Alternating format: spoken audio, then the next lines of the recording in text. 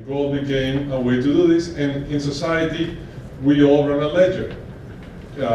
Kings had a ledger of how much gold they had. Vaults, right, in the last 100 years were always measured. Money was always measured around gold in custody. That is, banks had in their vaults. Central banks had gold. It was all a ledger. Even wearing gold or using a lot of golds by the Indians for thousands of years, it was a ledger. It was how much gold you had, was how wealthy you were. It was a way to run how much money you had. So the concept of money, it's very hard to define. It is, if I asked each one of you what's money, we'll probably have an answer for each person has a different answer what money means. But money is, as economists have defined it, it is a unit of account, it is a store of value, and it is a method of payment. And over the last 10,000 years, we had two blocks of 5,000 years each. And thinking about the next 1,000 years, we could argue that Bitcoin has a chance of doing that for the future. It has the same characteristics. It's a decentralized general ledger. It's a ledger. And it's decentralized. No one runs it, but it runs everywhere, every single day, by thousands of computers or hundreds of thousands of computers. It is electronic by format instead of being atoms like gold, which is why gold lasted for so long, was because it was really hard to replicate gold. It's very hard to do it again. But if you think about it, for a long time, even the kings had crowns that were done in aluminum, because aluminum was even harder than gold, and it was even more expensive. But since industry figured out a way how to create it in fabrics, in the industry side of the world, aluminum lost the intrinsic value, and gold became the only one. So Bitcoin it's a general ledger, decentralized. It is in the form of bits and bytes instead of atoms.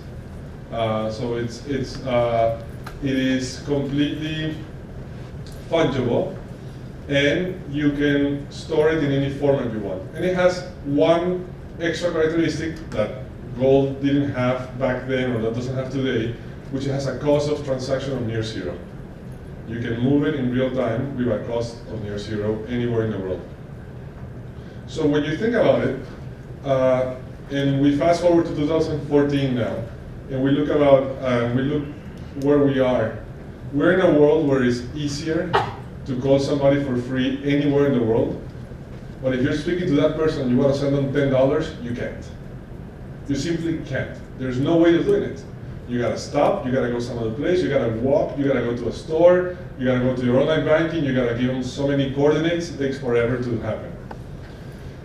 You got 5 billion smartphones in the world. 5 billion. And only 1 billion bank accounts.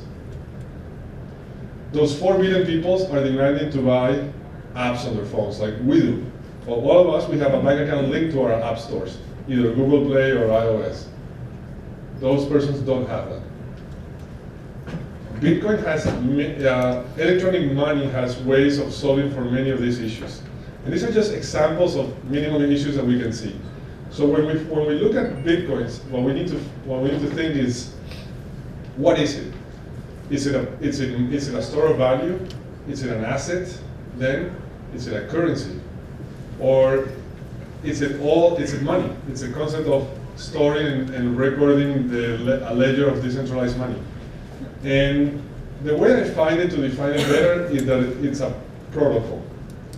It's a protocol for money. So it can be whatever you want it to be. If you grew up like me, I didn't grow up in the US, so I was not used to store value. I was not used to always trust dollar as my currency. I had hyperinflation growing up. I had 7 zeros added to my currency in Venezuela. I saw paper change 4 times. And we had to store value in any form of factor we could. And the majority of the world lives in an environment like that. And for me, money was storing value. So what do you need for that? You need something that is scarce by nature, that is not controlled by a government that could change the numbers or change the issuing, and that was in the nature of having gold back then, or silver coins, and all these things. I got gifts that were gold coins when I was growing up. So you could describe Bitcoin as a store of value for many billions of people around the world that could use it for that. It is a known quantity of 21 million. There will never be more than 21 million. We get there over the next 100 years. There's an equation to get there. All of this is public, and you can read about it. I'm not gonna. I could spend time here talking about how Bitcoin works from a technology perspective, but you have a whole day of panels to look at that. And it is like trying to explain to you in 1992 what TCP/IP does. We could have a nice conversation about what TCP/IP does that allows computers to talk to, but then I'd rather talk to you about what happened when the web browser came and how that changed the internet completely. And this is exactly the same thing. Bitcoin, as a protocol, resembles TCP/IP in 1992 or 91. And what we are right now is building the first layer of web browsers, the equivalent of the web browsers, in an environment that will allow this concept to explode and to become useful to everybody. So there's not one killer user application. It's not going to be, am I going to use it to pay? Because when I use it to pay, that's going to be when Bitcoin takes off. You may be right, but that's a very US-centric way of looking at the world. And the world is much bigger than all of us that we live here in this country. Payment is a component of money, but it's not the only one. And we've seen cases already around the world with Bitcoins that is just much more than payments. We think of payments here because we don't think about store of value. In nature, we always store in dollars. We always store in dollars, so we are thinking, what can I account for? What can I pay for this? Where can I pay for this? And that's great, and it will happen when the time is right, but it's not going to happen when you have 5 million wallets scattered all over the world of people. There's an estimate that there's anywhere between 3 to 10 million wallets. My guesstimate is 5 million wallets with Bitcoins already today active in the world. That number used to be 500,000, probably 6 months ago, and it was less than 100,000 a year ago. So when you find scale is when you see those metrics just ramping up, and when you see volume ramping up. So going back to history, when you think about the future of money, you need to understand that Bitcoin is very different to every single person.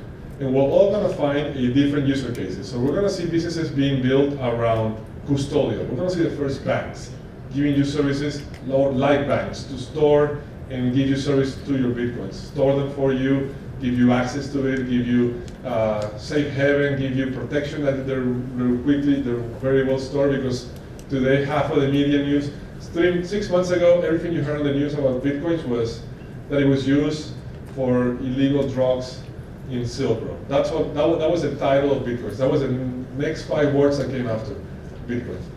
But you know what? In Greek society, they invented the coins the way we know them because they needed to settle prostitution. People needed to pay for prostitution and gambling, and prostitutes did not accept chickens. So they had to, seriously, it's every single currency has had a history of finding the low-hanging fruits of demand, and then they become massive and they become used for everybody. Right now, the headlines of Bitcoins are not anymore around Silk Road and those aspects, because that's not where that's been taken down and didn't affect Bitcoin. They are in different, it's all about volatility, it's all about when I use it to pay for it, how do I store it. Some account got hacked and they lost 1,000 Bitcoins at wallet service. Well, it resembles the Wild West. We still have all of these little banks that have vaults behind them, and the vaults are computers, and they're not working in a synchronized way, they're not doing protection to the layer we are. We're going to see a lot of that happening in the near future. We're going to see different user cases of remittances being built. It's so easy to send money to anybody anywhere in the world in a second. You don't matter if it's Saturday night or Friday morning, or if it's $1 or 1 cent or $1,000 or $1 million. You can do it in real time. So we'll see a whole layer of businesses appear around that. We're going to see institutional money come in and find ways of building, of holding this, storing, or even using it to transact and to settle transactions between them. We're going to see a universe of aspects coming out, and I'm here because part of my role, I'm in the Bitcoin Foundation. I'm one of the board members there, and I can tell you that every single day around the world, there are over 100 events of people self-organizing to discuss and find and talk about Bitcoins. Every single day. And they contact the foundation, they ask for resource or data or for somebody to go speak. It is just unbelievable. It doesn't even, you cannot even imagine the countries or the things that are being spoken about. Even in places like Iran are building Bitcoin protocol, are using the protocol to build some sort of business within. It's just all over the world. There's no borders to this. So I just got a sign that I got 5 minutes and I wanted to answer questions. You got a whole day of Bitcoin panel, which looks exciting and with the right people to listen to, but I'm open to any questions.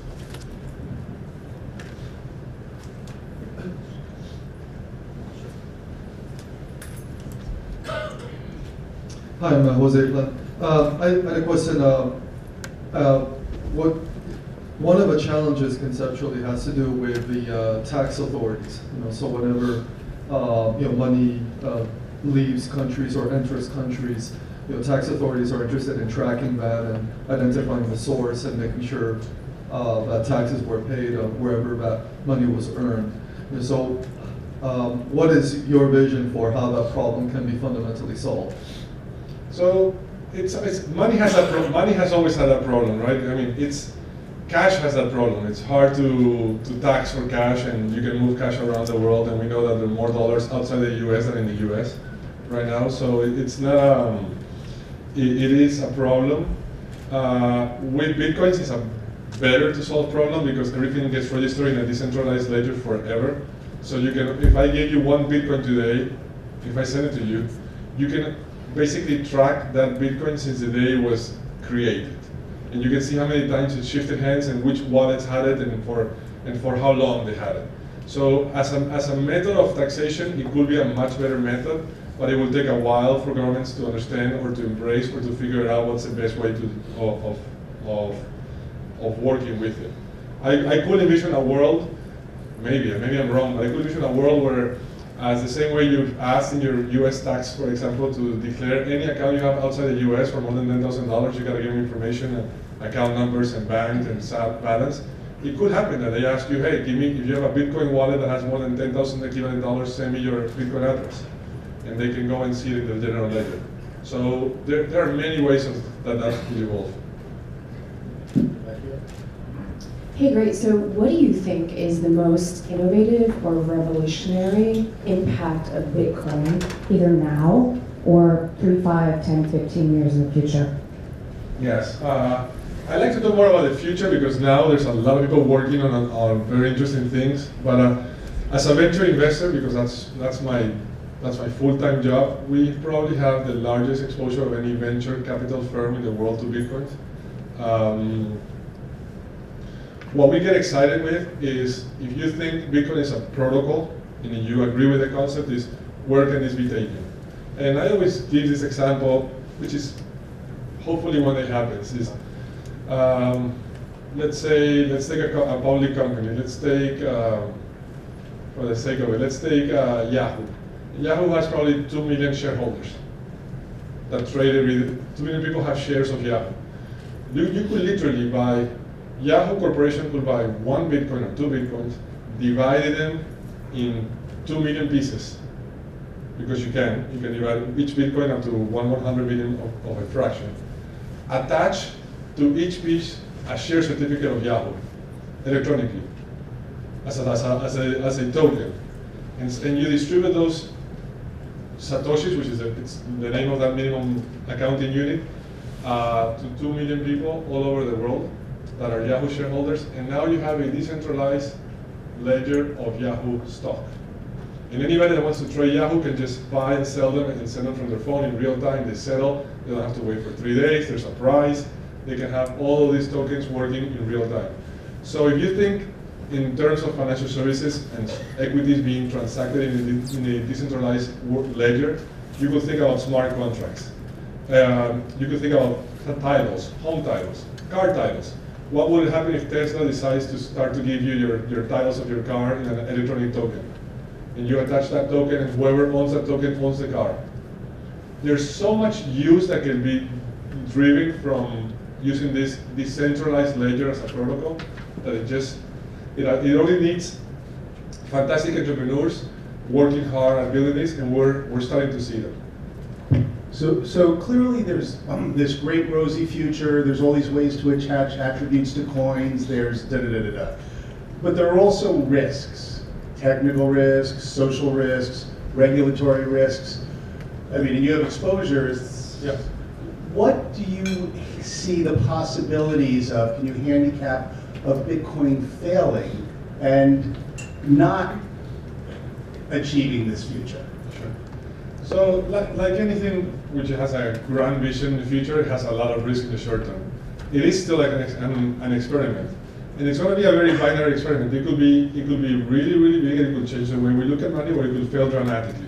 And the areas where it could fail dramatically are not governments. I don't think governments are the one that make this fail. Maybe if they postpone adoption, or it postpones the user cases from coming up the way they should be, but that's not the case. Where this fails is where trust in the system disappears. Because we have to trust something. The same way we trusted gold. If somebody had figured out a way to chemically replicate gold, we would have lost trust in it a few thousand years ago. And the way you lost trust is that the system gets hacked. Not the participants in the system, but the core system. And there are a few examples of ways that it can be. There's an example called the 51% processing power, which means that if a bad party controls 51% of the processing power that settles all transactions around the world, they could rewrite the ledger and change the ledger. And there are solutions to that because it's an open source protocol. You could solve for that. You can have trusted parties. But right now, if you wanted to fail, that's a way to fail. A year ago, to do that, it cost probably a couple $100 million or less in hardware to have that. But the cost of hardware, of the processing power in Bitcoin, has exponentially grown so fast that if you wanted to do that today, it's probably closer to $2 billion. So I will wonder how much people are willing to invest $2 billion to destroy $10 billion of value. Because once you buy them, you destroy them. So it just keeps growing and getting more exponential. But that's the biggest risk. It is still a technological experiment. This was a great way to start the day. Let's have a big hand for Micky, everybody. Thank you so